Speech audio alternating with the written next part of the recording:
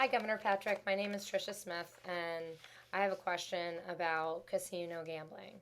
Um, when you promote casinos as a source of new jobs and revenue, I wonder if you take into account the effect that gaming will have on the population of Massachusetts. Gambling addiction is a very serious problem, and it's just one of a number of pitfalls that I can see that casino gambling might bring to our residents. Um, in a book called Is There a Cure for America's Gambling Addiction by Bernard P. Horn, I found this excerpt. It says experts on pathological gambling have shown that the prevalence of this disorder is linked closely to the accessibility and acceptability of gambling in society. Like alcoholism, just a small percentage of Americans are susceptible. As more people try gambling in its various forms, however, more of those prone to the illness are exposed. So, the more legalized gambling a state makes available, the more pathological behavior is triggered. Fast paced gambling, which maximizes the number of wagering opportunities like casinos and video gambling machines, also maximizes gambling addiction.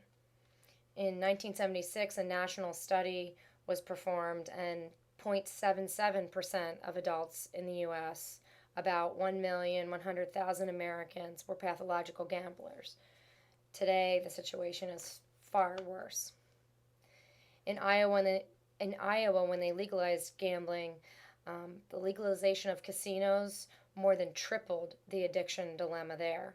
A study released in July of 1995 found that 5.4% of the state's adults, roughly 110,000 residents, are lifetime pathological or problem gamblers.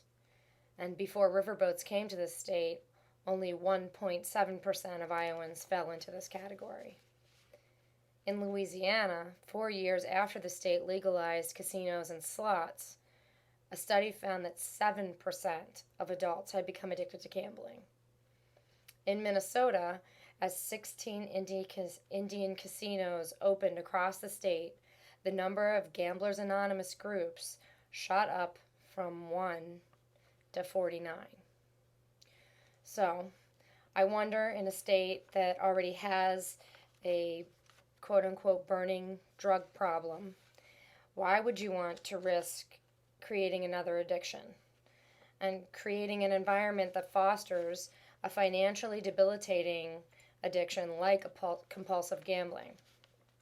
In a faltering economy with a housing crisis and a credit problem, do you really believe Massachusetts can bet on gambling as a source of economic development?